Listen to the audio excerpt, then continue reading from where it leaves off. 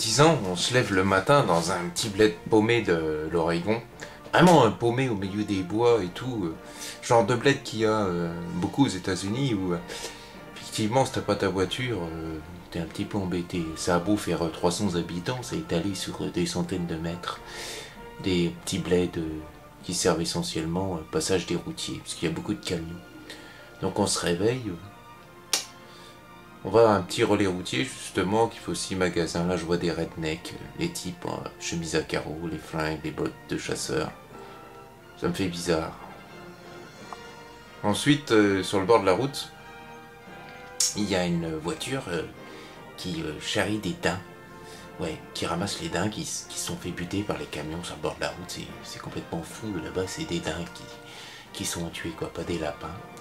Vaguement à la radio j'entends qu'il y a peut-être eu un accident, je sais pas, un accident d'avion, quelque chose, mais parfois on n'écoute pas trop la radio. On est parti, moi, ma femme et puis un copain pour aller à Crater Lake. Crater Lake, c'est un site mythique pour les Indiens, et puis c'était aussi un site mythique dans le jeu de rôle que je préfère. Et c'était un voyage il y a 10 ans pour confronter l'imaginaire à la réalité. Et je voulais voir ce lac, quoi.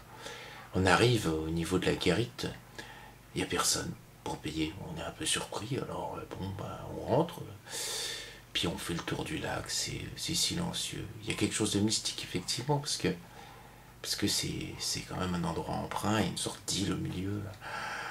On voit bien des gardes nationaux, à un moment une dizaine de gars qui descendent au bord du lac, peut-être sur un bateau.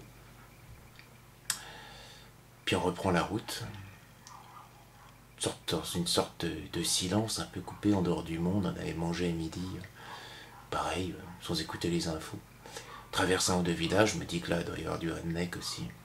Puis on arrive à un camping assez tard, pour là-bas il est 7h et les informations sont à 6h. On voit pas le type du camping, mais qu'il arrive un petit peu en retard, il nous dit ouais excusez-moi, je regarde les infos à la télé. Les infos, il est 7h, c'est déjà passé.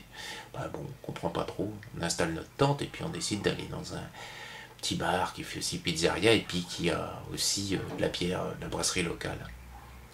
Et là, on s'installe et puis je regarde la télé. Puis je vois des images, je me dis c'est quoi ce film? Puis je me rends compte c'est CNN. Ouais. Et puis que les 2 tours qui se sont écroulées, c'est pas un film. C'est bizarre cette journée. Et le plus bizarre, c'est que je me souviens pas du tout du goût de la pizza ou de la bière que j'ai bu ce soir-là. Pas du tout.